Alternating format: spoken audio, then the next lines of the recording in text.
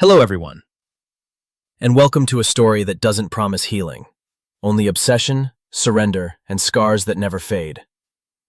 Some love stories aren't sweet. They don't start with fate or end in forgiveness. They begin with ruin and end in something darker.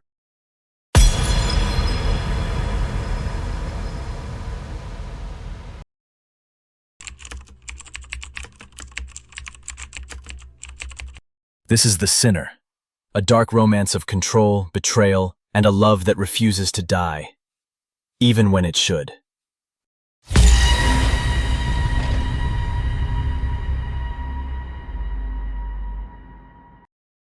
Stranger at the gates. The rain hit like a curse, cold, unforgiving. Isadora Vale stood before the iron gates of the estate she swore she'd never return to. Her father was dead. The house, his last cruel inheritance, was now hers. She wasn't here for nostalgia. She was here to sign, sell, and leave. But the gates creaked open before she touched them, and the lights inside were already on. As she stepped into the grand hall, soaked and uneasy, the scent of smoke and roses gurgled around her.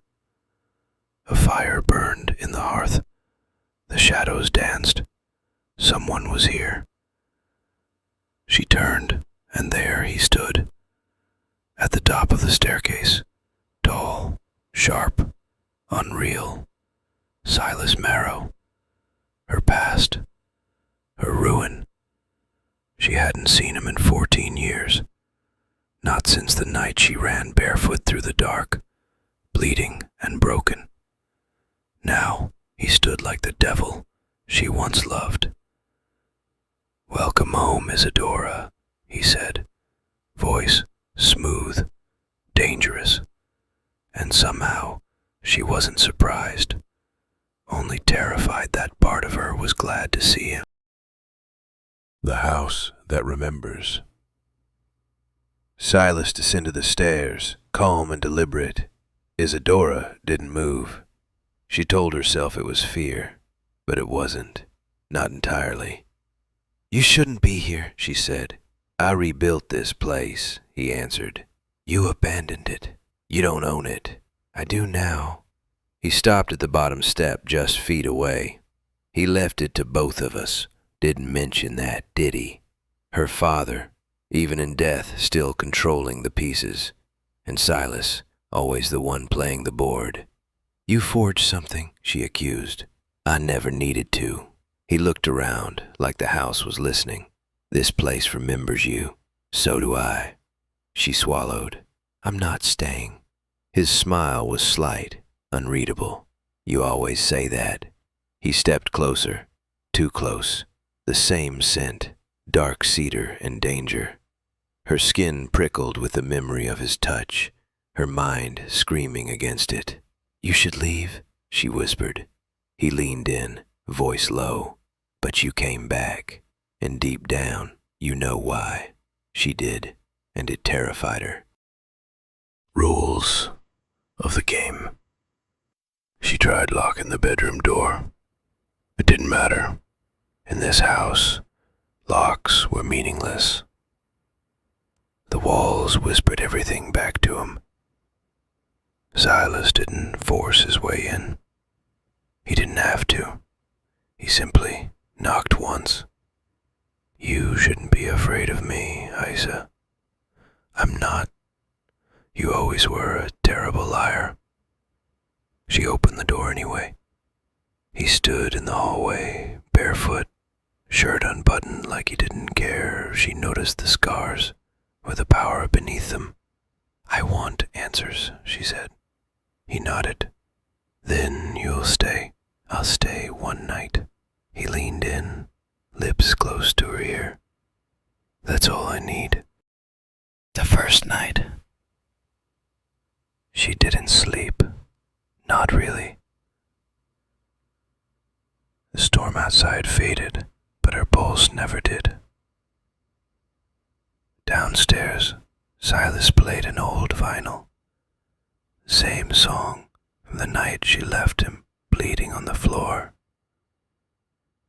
Was it a message? A threat? A memory? She crept down just after midnight. He was in the library, shirtless, a book in one hand and whiskey in the other. "You still read the same things," she said. "You still look like a ghost when you lie." She ignored that. "Why didn't you ever come after me?" He closed the book. "You think I didn't?" Silas never chased. He hunted, quietly, patiently.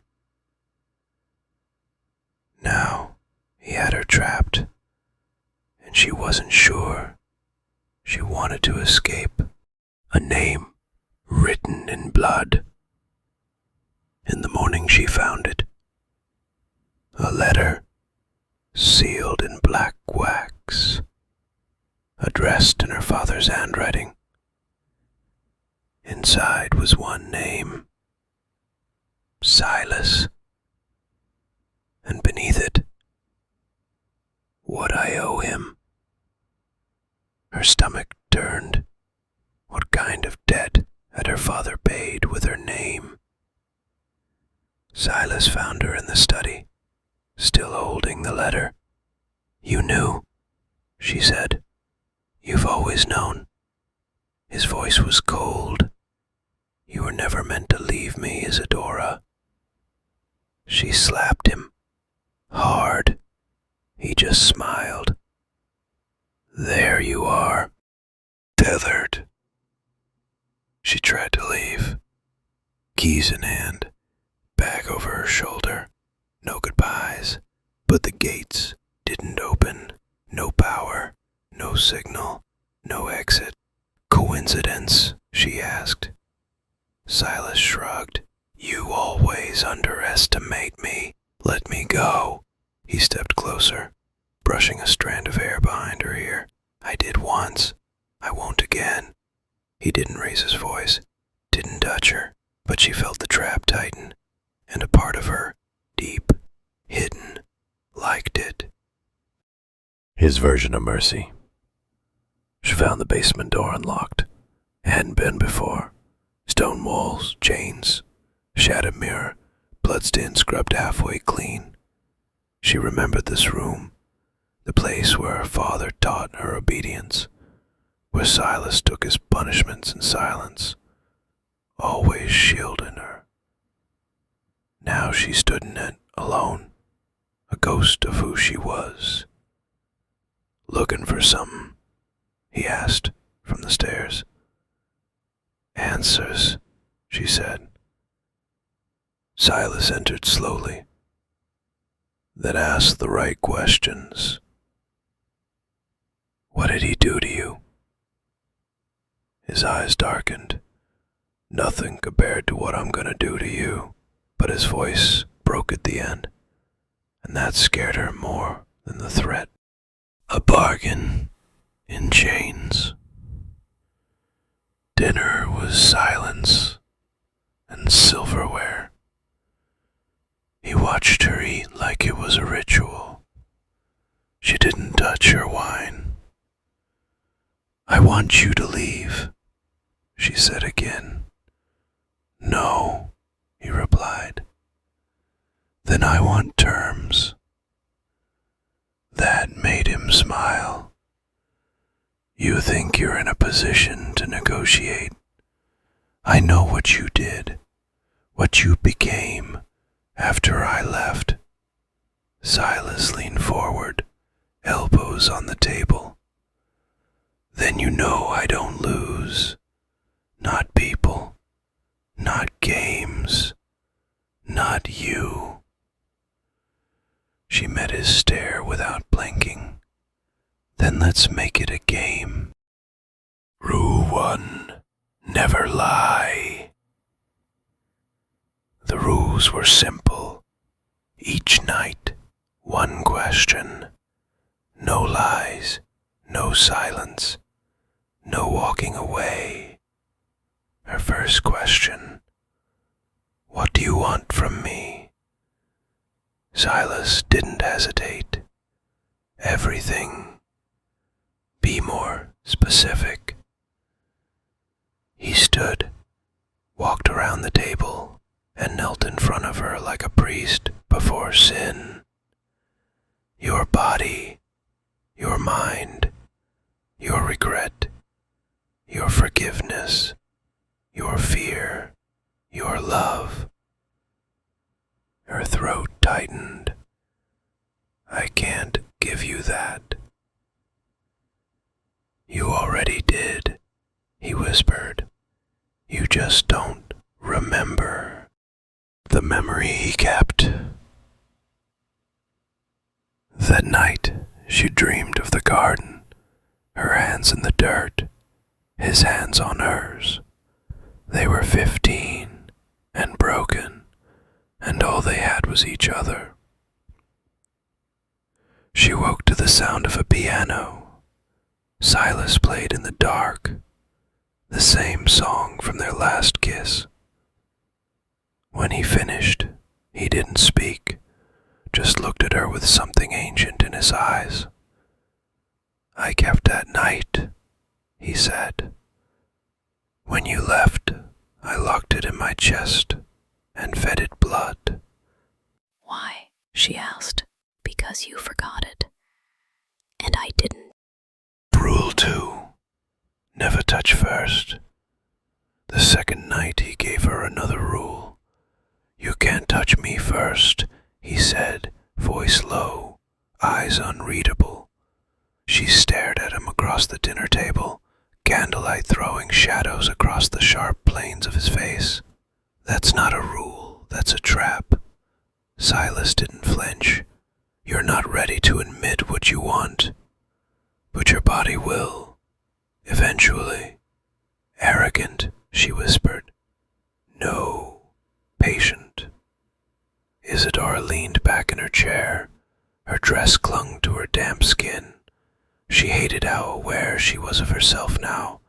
Every heartbeat, every breath, every flicker of heat. All of it sharpened around him. He poured her wine again, fingers brushing hers. Intentional. Her hand flinched, but her eyes didn't drop. You do that on purpose, she said. Of course. I hate you. He stood slowly, rounding the table. She tensed but didn't move. He leaned down beside her chair, voice against her ear. No, he whispered. You hate that you still want to touch me, but you're waiting for permission. His hand lingered at her shoulder, not touching, just there. And when you finally break, he said, you'll never forgive yourself. He walked away.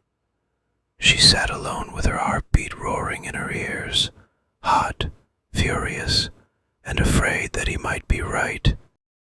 A sinful kindness. The fever hit her that night like a memory, sudden, disorienting, violent. She curled into the sheets, too weak to call for help. She barely heard the door creak open. Silas entered without a word.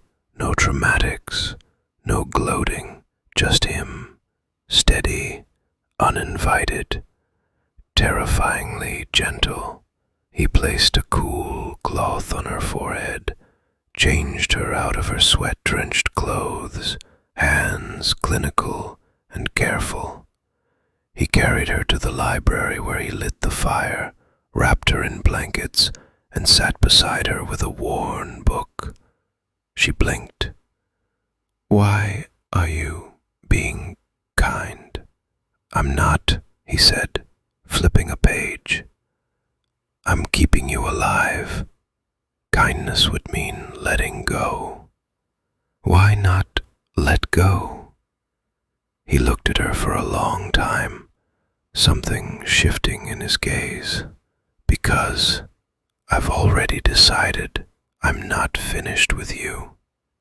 She drifted in and out of sleep to the sound of his voice, reading aloud, dark prose, gothic, familiar. A story about a girl trapped in a house with a man who claimed her soul before she even knew what it meant. Before she lost consciousness again, she whispered, "This is mercy." And in the flickering firelight, he answered softly, "No, it's control." Rule 3. Bleed honestly. By the third night, she was strong enough to walk again, strong enough to confront the thing growing between them. They sat in the library, a fire between them, wine untouched. "My turn to ask," she said. "Did you ever love me? Or did you just own me?" He didn't answer right away. Instead, he rose, walked to the fire, and stared into it like it would absolve him. "I loved you," he said finally, "like fire loves a forest." She frowned. "That's not love." "It is," he said, "when you're made of flame." Silas turned to face her. "You were the only thing I ever believed in, and I destroyed you anyway, because I didn't know how not to." Isadora's voice cracked. "Then why did you come back for me?" He stepped closer, each word precise, surgical. "Because I realized too late that my version of love doesn't fade. It festers. It waits. And when it returns, it demands everything." She stood too fast. The air between them charged. "I'm not yours." "Not yet," he whispered. "But your lies are unraveling." The collar. She opened a drawer looking for something. She didn't even remember what. But what she found stopped her breath. Black leather, smooth, worn, her name still faintly etched into the inside lining. Her fingers trembled. She turned as he entered the room. "You kept this?" she asked. He nodded slowly, unashamed. "I kept everything that ever touched your skin." She stared at him. "You wore this on me when I was a child." "No," he corrected. "I wore it on the girl who swore she'd never belong to anyone. But let me mark her anyway." "Do you hear yourself?" she hissed. "You sound insane. Then why are you still holding it?" She looked down. She hadn't realized her grip had tightened, as if her body remembered what her mind refused. "When you're ready," Silas said, stepping toward her, "you'll ask me to fasten it." And the most terrifying part, she wasn't sure she wouldn't. A memory with teeth. "You left me," she said. They stood at the edge of the garden, overgrown and wild, the place where they'd once bled together, kissed in secret, planned to run. "That night," she said again, "you let me scream alone. You let him break me." "No," he said, and this time his voice cracked like stone splitting. "I put you in that car. I drugged your father's guards. I carried your unconscious body to the edge of the property and made sure no one could find you." Her heart slammed. "That's a lie." "It's not," he said, stepping forward. "I stayed behind so he'd think you left without me. I let him beat me half to death so you could escape. You never told me, because if I did," he growled, "you'd have come back. You'd have ruined both of us." Silas took her hand, pressed it to his chest. "I never stopped loving you, but I stopped pretending I deserved to." She looked down at the scars beneath his collarbone, one she hadn't seen before, and finally her voice was small. "What did he do to you after I left?" Silas smiled without warmth. "He made me everything you were supposed to fear." The break. Isadora didn't sleep that night. She stood in the library long after Silas left, staring at the collar lying on the velvet chair. Her name whispered from the leather like a curse. He had broken her father. He had lied to protect her. And still, he terrified her. Not because he was cruel, because he knew her too well. And worse, he knew what she wanted, what she'd always craved. By morning, she stood outside his bedroom door, fist raised. She knocked once, then opened it without permission. He was shirtless, hair wet from the shower. The scars across his back looked like art, brutal and holy. "I need to know something," she said. He turned slowly. "Ask. If I never left, would you have loved me gently?" His gaze burned into hers. "No, I don't know how." Her eyes welled up. "I needed gentle. I needed you," he said. "But I learned to survive without it. You didn't. That's the difference." Silas stepped forward and placed the collar in her hands. "Decide now," he said. "Run or wear it. But if you stay, there's no pretending anymore." And this time, she didn't drop it. The collaring. She sat at the edge of the bed, hands trembling. Silas knelt in front of her, slow, reverent. The collar rested between them like a vow soaked in sin. "Say it," he said. Her breath hitched. "Fasten it." Louder. She met his gaze. "Put it on me." His fingers moved with silent precision, buckling the strap against her throat, not tight, not forceful, but the weight of it. It was unbearable, and yet she didn't flinch. When it clicked into place, he pressed his lips to her collarbone, soft, possessive. "Mine," he whispered. Tears slid down her cheeks, but not from pain, from the terrifying relief of finally surrendering, and from the knowledge that she would never leave again. The mirror room. He led her down into the basement. She expected coldness, chains, a tomb of memory. But he had rebuilt it. The mirrors were restored, a single chair in the center, a camera in the corner, off, but waiting.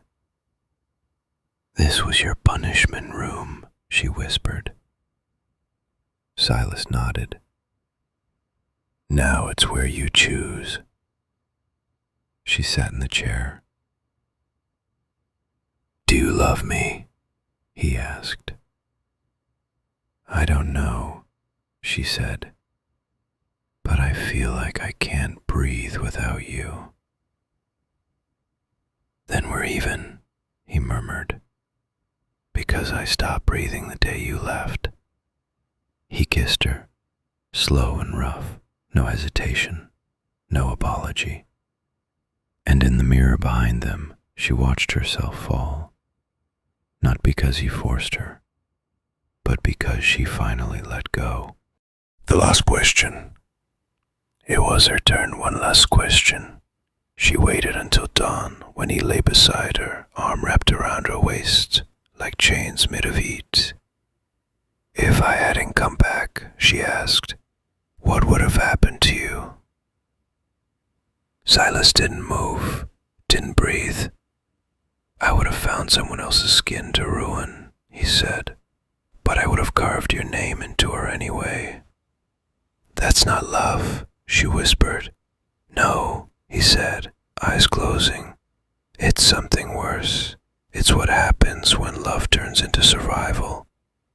She touched his chest then, not because she had to, but because she wanted to. The sinner and the saint. Weeks passed. The storm never returned. The house softened. So did the air between them. But not everything healed. She still flinched in her sleep. He still woke with blood under his nails from dreams he couldn't control. They never spoke of forever, only today, only this. Sometimes she stood in the mirror room alone, wearing the collar, touching the skin he claimed. Sometimes he sat in the garden with her old ribbons in his lap. They were broken, rebuilt, wounded, worshipped, not healed, but whole. Together not because it was right, but because it was inevitable. She loved a sinner, and he knelt for his saint, and the house that remembered them. It finally went quiet. They were never meant to be whole, but in the ruin, they found something sacred. Thank you for watching this story, for stepping into the shadows with us. If this story gripped you, if it left a mark, don't forget to like, subscribe, and share it with someone who isn't afraid of the dark.